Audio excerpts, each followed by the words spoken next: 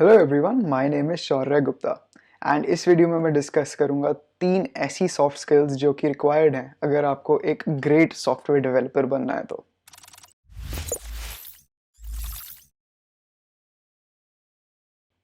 So first is critical thinking.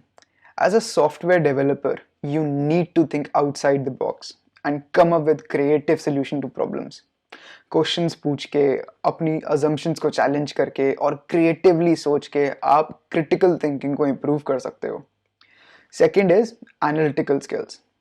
कोई भी problem को सॉल्व करने के लिए ये इंपॉर्टेंट है कि आप उसको स्मॉलर सब प्रॉब्लम्स में ब्रेक करो एंड ये फिगर आउट करो कि उन स्मॉल सब प्रॉब्लम्स को कैसे सॉल्व करना है। डायग्राम्स और चार्ट्स का यूज करके या फिर प्रॉब्लम को सॉल्व करते समय उसको स्मॉल प्रॉब्लम्स में ब्रेक करके इनका प्रैक्टिस करो ताकि आप इस स्किल को, एनालिटिकल स्किल्स को आप इम्प्रूव कर पाओ।